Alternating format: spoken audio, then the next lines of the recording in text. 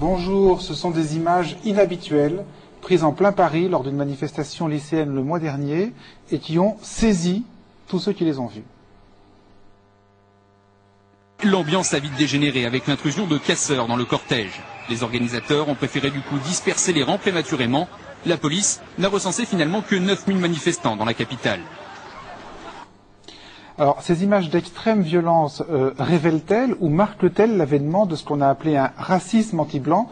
C'est la question que nous poserons dans cette émission à Luc Bronner. Alors, vous êtes journaliste au Monde et quelques jours après la manifestation dont on vient de voir des images là, vous avez retrouvé certains des casseurs de cette manifestation aux alentours de leur établissement scolaire. Vous les avez fait parler de leur motivation et dans ces motivations, vous avez recueilli des propos qui étaient des propos de nature raciste. Alors, c'est cet article, votre article, qui a suscité quelques jours plus tard un appel contre les ratonnades anti-blanches.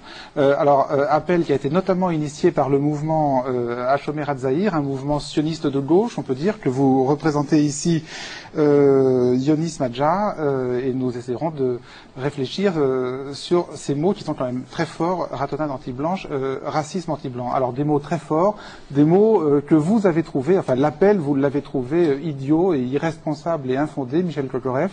Vous êtes sociologue et vous réagirez au texte de cet appel. Nous allons maintenant en venir à ces mots très forts de racisme anti-blanc, mots qui font la une de certains médias depuis quelques jours. Alors, est-ce qu'il s'agit de la fin d'une omerta médiatique, de la fin d'un silence, ou au contraire d'un emballement irraisonné et infondé? Avec vous d'abord, Christelle Ploquin, retour aux sources. Voilà, alors tout commence le 8 mars dernier. Le mouvement lycéen, déjà en route depuis plusieurs semaines, organise une nouvelle mobilisation. À Paris, la manif part de la place de la République, mais elle dégénère rapidement. Et le soir, les journaux diffusent des images de violence plutôt impressionnantes. La manifestation attire toujours les mêmes casseurs. Des bandes qui se jettent sur les élèves pour leur voler un portable, un portefeuille, sans hésiter à les passer à tabac. Ils sont complètement inutiles, c'est pas notre esprit à nous. Nous, ce qui nous intéresse, c'est de manifester pacifiquement. Des individus qui n'ont rien à voir avec l'école s'en prennent aux lycéens. Cela commence par une manœuvre d'encerclement, puis par petits groupes, ils fondent sur la foule et choisissent une victime au hasard. Ils m'ont rué de coups, ils m'ont rué de PO, ils m'ont déchiré mon sac. J'ai jamais vu des mecs d'une violence pareille, quoi. J'avais mon sac en bandoulière, ils me l'ont déchiré. Enfin, c'est aberrant, aberrant, aberrant. J'ai plus rien. Il me manque même ma godasse. Voilà.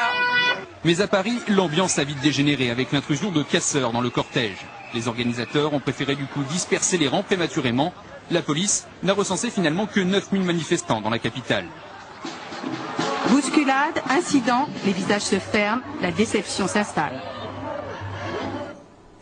Et le lendemain, le 13h de France 2 revient sur le sujet en consacrant un reportage entier sur le phénomène des casseurs. Mais qui sont ces casseurs qui s'invitent presque systématiquement dans les manifs lycéennes ou étudiantes et qui s'en prennent d'abord d'ailleurs aux manifestants eux-mêmes? Mathias Ilion. Ils agissent par petits groupes, repèrent leurs victimes, s'infiltrent dans le cortège, puis s'attaquent aux lycéens qui ont le malheur de téléphoner.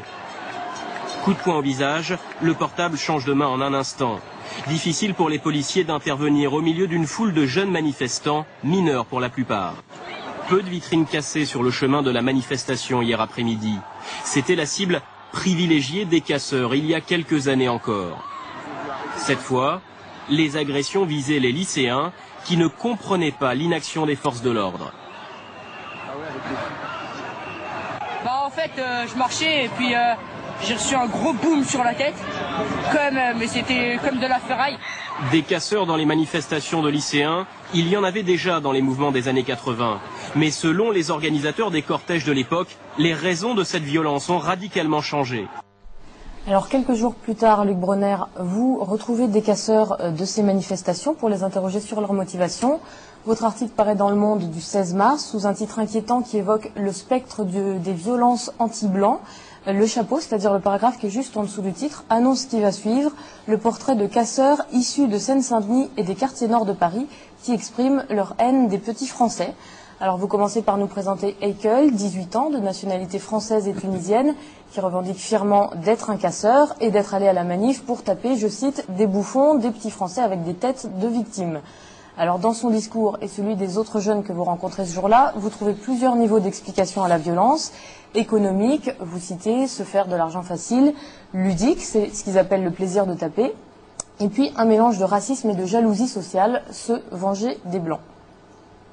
Voilà, alors il y a un terme qui revient souvent dans l'article, c'est le mot bolo, les bolos, un bolo, des bolos. Des bolos. Oui. Des bolos, voilà. Alors, traduction, un bolo, si j'ai bien compris, c'est quelqu'un qui a une tête de victime. Et précision, c'est quand même la plupart du temps un blanc. Alors, un dénommé Rachid vous explique qu'un maghrébin peut être bolo s'il a la mentalité des Français, mais qu'en général, quand même, les bolos sont plutôt blonds. Les bolos, les bolos. Les bolos. On apprend aussi que les petits blancs ne savent pas se battre et ne se déplacent pas en bande, que tous les blancs ne se valent pas. Vous citez un jeune, il y a les blancs qui ne se prennent pas pour des blancs, ceux qui, selon Eikel, je cite toujours, sont comme nous, sont bien. À l'inverse, un noir qui se prend pour un blanc peut se faire bolosser. Une jeune fille vous explique qu'il faut remonter à l'esclavagisme et à la colonisation pour expliquer ces comportements. En somme, c'est les noirs qui se vengent du racisme des Français et des policiers. Enfin, vous interrogez aussi des victimes. Tristan, par exemple, qui a déposé plainte, a fait le constat que les agresseurs étaient essentiellement des blacks et les victimes des blancs. Et un prof d'histoire, pourtant militant engagé dans l'antiracisme, précise qu'il s'agissait effectivement d'agressions de type racial, puisqu'il n'a vu que des noirs agresser des blancs. Il a même vu un jeune noir essayer de prendre la défense d'un lycéen menacé par 3 agresseurs noirs et se faire traiter, je cite, de suceur de blanc.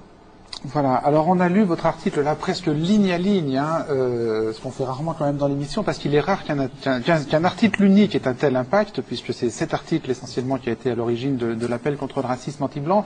Alors je voudrais qu'on retrace vraiment dans le détail l'histoire de ce papier, l'histoire de votre démarche. Bon, d'abord je crois que vous avez couvert pour Le Monde cette manifestation du 8 mars, vous étiez sur place. Tout à fait. En fait, j'ai couvert toutes les manifestations lycéennes sur Paris depuis l'origine du mouvement, ce qui fait 6 manifestations entre la fin février et la fin mars, 6 manifestations principales. Et dès le 15 février, donc, qui est la manifestation parisienne avant les vacances, on assiste à des scènes de violence. Et ce qui est intéressant, c'est qu'on assiste à 2 scènes de violence différentes. Dans une première partie du cortège, on a des bandes de jeunes, des casseurs au sens habituel, qui s'en prennent aux forces de l'ordre, à des voitures et à du mobilier urbain.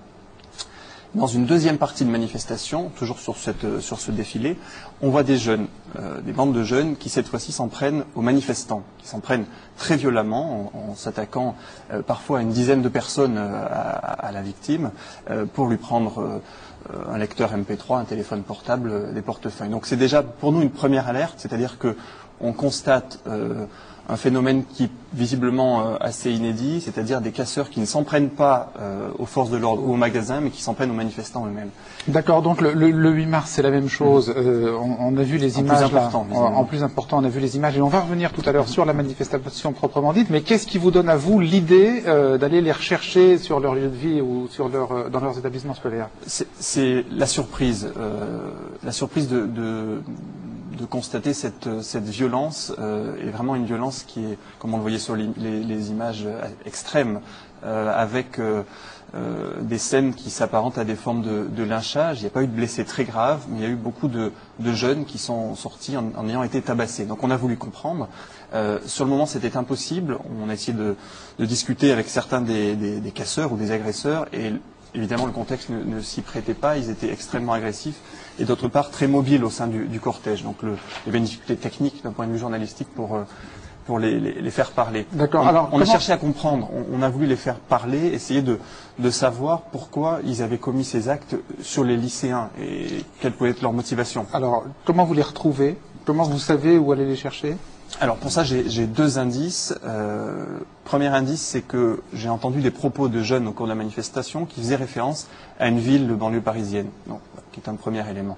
Le deuxième indice est une source policière qui me cite l'origine des casseurs identifiés notamment par les renseignements généraux, et qui me donne des noms de villes, dont la ville dont avaient parlé certains jeunes. Donc je décide d'y aller. Et que vous ne voulez pas donner sur ce plateau, pourquoi? Oui.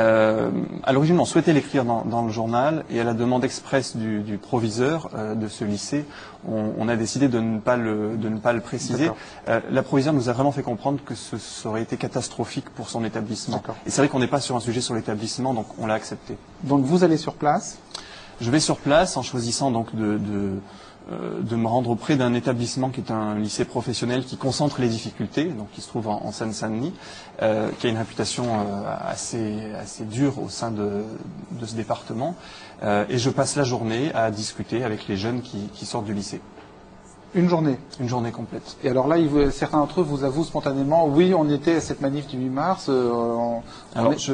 Pour faciliter le contact, je n'ai pas commencé d'emblée sur les phénomènes de violence, mais j'ai essayé de savoir s'ils avaient participé aux manifestations, comment ça s'était passé. Et la première surprise, c'est que l'immense majorité de ceux qui étaient dans les manifestations m'ont dit que ça s'était très bien passé, et qu'ils s'étaient bien amusés, que c'était un moment qui était, dans leurs souvenirs, un moment très correct. Mais où ils allaient comme manifestants ou comme casseurs? Les deux. J'ai eu les deux types de témoignages. Mais cette information-là était déjà importante puisque ça voulait dire que le vécu de ces jeunes-là n'était pas du tout le vécu de tous les autres manifestants qui, pour la plupart, sont sortis absolument traumatisés de ce défilé. Et donc après, j'ai cherché par des discussions soit individuelles, soit par petits groupes de 2-3 jeunes, ce qui me raconte plus précisément ce qu'ils avaient fait. Et certains ont revendiqué très clairement, avec des éléments de description précis, le fait d'avoir participé à ces violences. D'accord. Et alors, les phrases que vous avez reprises entre guillemets dans votre article, et alors qui sont des phrases au contenu authentiquement raciste, que Christelle a eu tout à l'heure, donc ce sont des phrases que ces jeunes prononcent spontanément devant vous Très facilement, je pense. Ils savent que vous êtes du Monde? Bien sûr, bien sûr. Je leur dis que je prépare un reportage, que j'essaie de comprendre ce qui se passe dans ces manifestations, à la fois les motivations des jeunes, et puis après, au fil de la conversation autour des violences. Ils sont très corrects dans la discussion, visiblement satisfaits de pouvoir parler. C'était aussi un autre sujet d'étonnement pour eux, sans aucune difficulté, de manière très, très limpide. Finalement très simple. Et vous, ça vous surprend, ou par rapport à ce que vous aviez vu quelques jours avant dans la manifestation, vous vous attendiez à entendre ce type de propos? Je ne suis pas surpris par leur explication. Je suis surpris par la facilité avec laquelle ils emploient les mots qu'ils utilisent. Mais sur les explications, je ne suis pas surpris pour une série de raisons. D'abord parce que, comme beaucoup de participants ou d'observateurs à cette manifestation, j'ai pu constater que la plupart des agresseurs étaient des jeunes issus de l'immigration, des Noirs ou des Arabes, et que la plupart des victimes étaient des Blancs. J'utilise des guillemets. C'est les termes qu'ils utilisent. Donc c'était déjà une première interrogation, en tout cas un premier élément qui pouvait nous conduire sur cette explication-là. Oui, mais ce n'est qu'un premier élément, puisque voir un noir, un lycéen ou un jeune noir voler le portable d'un lycéen ou d'un homme blanc va être très précis, c'est pas forcément un acte raciste. Bien sûr. J'en ajouterai un deuxième qui est de l'ordre de l'indice également, donc je le mets bien à sa place. C'est que j'ai pu assister et avoir des témoignages d'horizons assez variés à des scènes de violence gratuite, c'est-à-dire des scènes où un agresseur prend le portable d'une victime et le brise devant lui. Donc c'est-à-dire que ça annule quelque part la dimension économique que j'ai pu souligner dans l'article et qui est bien réelle. Vous avez vu ça? On me l'a raconté. C'est notamment un enseignant que je cite dans l'article, qui est un militant antiraciste, qui l'a vu et qui le dit très précisément. Et par ailleurs, d'autres personnes l'ont raconté par la suite. Et ce que j'ai vu, cette fois-ci, moi, donne une autre dimension aux actes. Voilà. Ce que j'ai vu moi directement aussi, c'est des jeunes qui, sous la pression et en ayant vu ce qui se passait, donnent d'eux-mêmes le portable ou le lecteur MP3 et se sont cassés la figure après. Et donc là encore, c'est un acte qui annule pour une part la dimension économique. C'est clair. Alors donc vous recueillez ces phrases qui sont terribles, qui sont des phrases racistes, anti-blancs terribles. Alors comment ça se passe? Parce que j'imagine que ça ne doit pas être évident pour vous de dire voilà, je vais faire un papier, je vais raconter tout ça. Est-ce que vous êtes bien conscient de leur impact explosif? Qu'est-ce que vous faites ensuite? J'en suis conscient avant et après, ça m'a empêché de quasiment de dormir pendant plusieurs jours, étant donné la gravité de ce qu'on évoque à travers ce sujet. Gravité parce que quelque part, on se met à traiter un sujet qu'un parti politique d'extrême droite a utilisé et exploité de manière récurrente ces dernières années. Donc il y a un vrai enjeu politique. Mais en même temps, ma fonction de journaliste qui a assisté à ces scènes et qui a pu rencontrer des jeunes qui se revendiquent comme étant des casseurs et de de dire le plus simplement possible les faits, et notamment les faits, en l'occurrence, c'est leur discours. Vous réfléchissez tout seul ou vous en parlez avec vos confrères du journal, avec la hiérarchie? On a eu des discussions, évidemment, pour savoir comment le traiter. C'était une demande très forte de la direction de la rédaction d'avoir des explications sur ces phénomènes, notamment parce que tous collectivement, on est sortis de cette journée, la journée du 15 février, avec une interrogation forte, savoir comment se faisait-il que des jeunes s'en prenaient à des manifestants, ce qui n'a pas d'explication simple, au lieu de s'en prendre, comme on l'a déjà vu sur plusieurs mouvements lycéens, à des forces de l'ordre. Donc on avait un point d'interrogation qu'on souhaitait essayer de régler. Très bien.